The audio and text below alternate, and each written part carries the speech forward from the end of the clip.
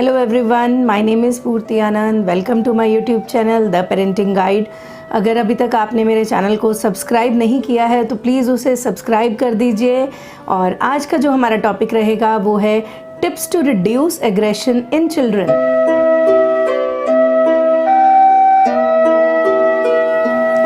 हम जो first topic है जो मैं आपको बताना चाहती हूँ वो है लिसन टू योर चाइल्ड। बहुत ही छोटी सी बात है कि आप हमेशा अपने बच्चे की सुने, लेकिन आजकल जो है पेरेंट्स हैं दे आर क्वाइट बिजी और वर्किंग भी हैं and sometimes they become helpless. वो हेल्पलेस हो जाते हैं कि वो कैसे अपने बच्चे को टाइम दें, लेकिन उसी की वजह से जो है बच्चों में फ्रस्ट्रेशन बिल्डअप होता रहता है और बच्चे धीरे धीरे एग्रेसिव हो जाते हैं। तो आई वुड से कि आप हमेशा अपने बच्चे के लिए एटलीस्ट अवेलेबल रहें जब भी वो आपके साथ कोई बात शेयर करना चाहता है, बिकॉज आप फर्स्ट गो टू पर्सन रहें उसके लिए कि जिसके पास वो सबसे पहले अपनी बात को लेके जा सकता है, सबसे पहले वो उससे शेयर कर सकता है, क्योंकि ये बहुत ज़रूरी है। अगर उसे लगेगा कि आप उसकी बात ध्यान से नहीं सुनेंगे तो फिर वो आपके पास नहीं आएगा और इसी तरीके से उसके अंदर छोटी छोटी बातों को लेके जो है वो फ्रस्ट्रेशन पैदा होती रहती है, जिसका कि लॉन्ग रन में वो फिर एग्रेसिव हो जाता है।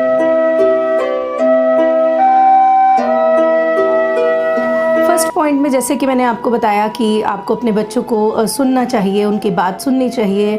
सेकंड पॉइंट मैं आपको ये कहना चाहूँगी कि जब आप सुन रहे हैं तो आपका माइंडसेट कैसा है, बहुत ज़्यादा मैटर करता है ये। अगर आप अपने काम से थके हुए आए हैं या आप खुद ही उस समय एग्रेशन में हैं या आप बहुत ही ज़्यादा टायर्ड हैं, तो अगर आप उसकी बात सुनते हैं तो कई बार हो सकता है कि आप उसे ऐसा रिएक्शन दें जो कि उसको नहीं पसंद आए और वो एक्सपेक्ट नहीं कर रहा है।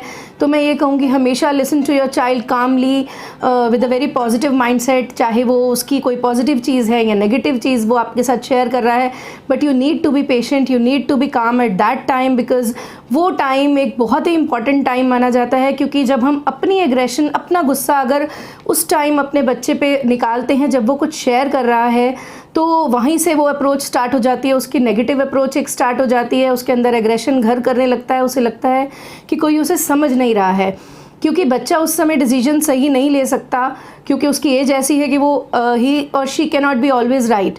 तो आपको उसे गाइड करना है in a very positive manner, as I always say. So you need to be calm and composed at that time. जो मैं आपके साथ शेयर करना चाहूँगी वो है I will say don't over pamper your children. आप अपने बच्चों को ओवर पैम्पर मत कीजिए। एज अ पेरेंट हम सब अपने बच्चों को पैम्पर करते हैं, हमें अच्छा लगता है, बट हमें किसी भी चीज़ की एक्सेस नहीं करनी चाहिए। क्योंकि हम आजकल देख रहे हैं कि बहुत सारे जो बच्चे हैं वो इसीलिए बिगड़ रहे हैं, स्पॉइल हो रहे हैं, because parents are fulfilling each and every demand of them. तो हर एक डिमांड वो अपने बच्चे के फुलफिल कर देते हैं। तो we should always choose a mid way. कभी भी किसी भी चीज़ की एक्सेस ठीक नहीं है। अगर आपका बच्चा रात को भी आपको कह रहा है कि मुझे ये चीज़ चाहिए, आजकल जैसे कि देखते हैं कि बच्चे बहुत ही टेंट्रम्स दिखाते हैं कि हमें अभी ये चीज़ चाहिए और अभी ला के दो। So never fulfil those kind of demands, क्योंकि उससे आपका बच्चा जो है वो यूज्ड टू हो जाता है। उसे लगता है कि लाइफ में मेरी सभी डिमांड्स को हमेशा फुलफ़िल किया जाएगा, और लॉन्ग रन में जब फिर उसकी डिमांड फुलफ़िल नहीं होती हैं तो फिर उसका जो है स्टेप्स हैं वो गलत स्टेप्स लेता है अपनी डिमांड्स को फुलफ़िल करने के लिए, जिसका कि उसकी लाइफ पे नेगेटिव इम्पैक्ट आता है। तो मैं आपको ये कहूँगी कि आप उसकी डिमांड्स जो है वो बिल्कुल भी ज़्यादा फुलफ़िल नहीं कीजिए। ये नहीं, आई एम नॉट सेइंग कि आप उसको कुछ लेके नहीं दीजिए, आप उसे सब कुछ लेके दीजिए, बट जब आप उसको नहीं लेके दे रहे हैं कोई चीज़, तो आप उसे एक्सप्लेन कीजिए रीज़न कि आप उसे वो चीज़ क्यों नहीं लेके दे रहे हैं। डोंट एवर बिकम ब्लंट कि येस और नो में आंसर नहीं दीजिए। आपका बच्चा जो है वो कभी भी एक्सपेक्ट नहीं करता आपसे कि आप येस और नो में उसे आंसर्स दें। आई विल से कि आप उसको एक्सप्लेन करें कि आप उसे ये क्यों नहीं लेकर दे रहे, और आप उसे कोई सब्स्टिट्यूट लेके दे सकते हैं या फिर उसको क्वालिटी टाइम दे सकते हैं, जैसे आई ऑलवेज से। तो उसका सब्स्टिट्यूट आपका लव एंड अफेक्शन भी हो सकता है।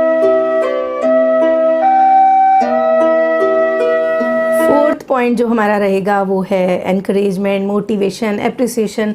आप अपने बच्चे को जो वो कुछ भी अच्छा करता है तो आप उसको मोटिवेट कीजिए, उसको एनकरेज कीजिए ताकि वो और अच्छा कर सके। क्योंकि जब हम अपने बच्चे को मोटिवेट करते हैं, उसे एनकरेज करते हैं, तो वो बहुत ज़्यादा आगे वंडर्स करके दिखा सकता है। उसे बहुत ज़्यादा उसका जो माइंड है वो अपलिफ्टेड फील करता है जब हम उसको मोटिवेट करते हैं। तो कुछ हमेशा जब भी छोटे छोटे काम भी वो करता है, आपको चाहे एक अच्छी एडवाइस ही दे स्पोर्ट्स में कुछ अच्छा करे, म्यूज़िक में कुछ अच्छा करे, एकेडमिकली कुछ अच्छा करे, तो आप उसको मोटिवेट कीजिए, उसे रिवॉर्ड्स दीजिए। और मैं ये कहूँगी कि कई बार हम लोग क्या करते हैं कि छोटा सा कुछ गलत काम कर देता है बच्चा, तो उसे एकदम से बोलना स्टार्ट हो जाते हैं, तो वो उससे क्या है, वो उसका जो वो डिस्करेज हो जाता है। तो हमेशा हमें ये ध्यान रखना चाहिए कि जिस तरीके से हम उसे डांट देते हैं, उसे बोल देते हैं कि ये काम नहीं करो, तो उसी तरीके से जब वो कोई छोटा सा भी अच्छा काम करता है तो उसे उससे भी ज़्यादा आप मोटिवेट कीजिए, उसे एनकरेज कीजिए, जिससे कि उसके अंदर बहुत ज़्यादा पॉजिटिविटी आएगी और वो एग्रेशन की तरफ नहीं जाएगा। End of course lastly yoga और स्पोर्ट्स बहुत ही इंपॉर्टेंट रोल प्ले करते हैं बच्चों में एग्रेशन को कम करने के लिए। मेडिकली भी प्रूव्ड है। योगा जो है it's meant for our mind, body and soul. तो जब बच्चे का माइंड काम रहेगा तो ऑब्वियस सी बात है कि उसमें एग्रेशन नहीं आएगा।